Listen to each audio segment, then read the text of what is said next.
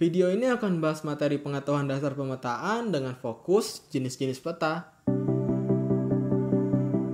Hai, selamat datang di channel Guru Geografi, channel yang akan bahas segala hal dari sudut pandang geografi, mulai dari pembelajaran SMA hingga isu-isu terhangat di dunia saat ini. Seperti yang telah disinggung dalam video sebelumnya, peta itu memiliki beberapa jenis, baik itu berdasarkan ukuran maupun berdasarkan isinya. Namun dalam video ini, yuk kita coba bahas lebih detail lagi. Berdasarkan isinya, peta terbagi menjadi dua, yaitu peta umum dan peta tematik atau peta khusus. Peta umum terdiri dari banyak informasi dalam satu peta. Misalnya jaringan jalan, alur sungai, pegunungan, danau, dan lain sebagainya. Salah satu contoh peta umum adalah yang bisa kalian temukan di dalam atlas. Tapi sebelumnya kalian ngerti nggak perbedaan antara peta dan atlas? Jadi kalau peta adalah gambaran bentuk muka bumi dalam bidang datar, nah atlas itu adalah kumpulan dari banyak peta. Lanjut, sedangkan untuk peta tematik, di dalamnya hanya akan berisi sedikit informasi keuangan. Misal seperti peta persebaran wabah COVID, di dalamnya tentu hanya akan menampilkan jumlah-jumlah korban untuk setiap wilayah.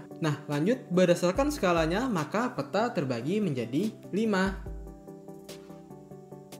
Satunya di sini. Yang pertama adalah peta kadaster. Bukan daster, itu pakaian wanita, tapi peta kadaster. Skala dari peta ini adalah antara 1:100 hingga 1:5000. Dengan perbandingan skala ini, maka tentu peta yang dibuat akan sangat besar. Jadi tidak mungkin kita menggambarkan peta dunia menggunakan skala ini karena pasti memakan tempat yang sangat luas. Lalu cocoknya untuk apa aja? Peta kadaster biasanya digunakan salah satunya untuk menunjukkan kepemilikan tanah karena akurasinya sangat tinggi akibat dari skala yang digunakan sangat besar. Mudahnya bayangkan aja kalau 1:100, maka 1 cm di dalam peta akan melambangkan 100 cm atau 1 meter di lapangan. Jadi untuk menggambarkan suatu tanah berukuran 100 meter aja, itu sudah memerlukan peta sebesar 100 cm atau 1 meter. Mungkin bisa dipahami? Kalau nggak jelas, tanya di kolom komentar. Yang kedua, ada peta berskala besar, yaitu peta yang menggunakan skala antara 1:5000 hingga 1:250.000. Nah,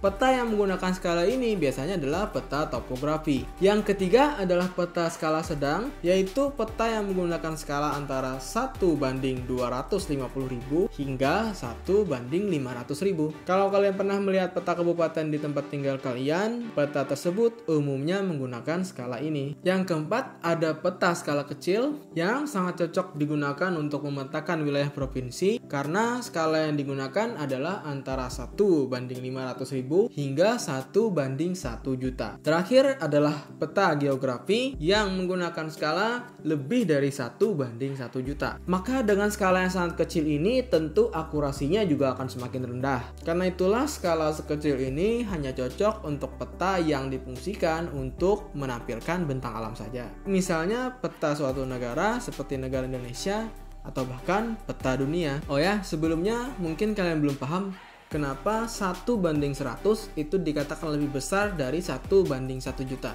Padahal kan 100 dan 1 juta itu lebih besar 1 juta. Nah, bedanya di sini karena kita menggunakan sistem perbandingan, maka yang kita lihat di sini adalah bentuk pecahan. Jadi 1/100 apabila kita ubah menjadi bentuk desimal, maka hasilnya adalah 0,01. Sedangkan untuk 1:1 juta, bentuk desimalnya adalah 0,000001. Jadi silahkan kalian bandingkan sendiri lebih besar mana antara 0,01 dan 0,000001. Tentu lebih besar 0,01 yang berasal dari 1:100. Karena itulah skala 1:100 akan lebih besar dibandingkan dengan skala 1:1 juta. Nah, itu tadi paparan singkat dari saya. Jika kalian merasa video ini bermanfaat, jangan lupa like dan share kepada teman sekelas kalian agar mereka mendapatkan ilmu juga dari video pembelajaran ini. Apabila ada yang ingin ditanyakan, silahkan tuliskan di kolom komentar. Jangan sungkan. Sekian dari saya, semoga sukses dan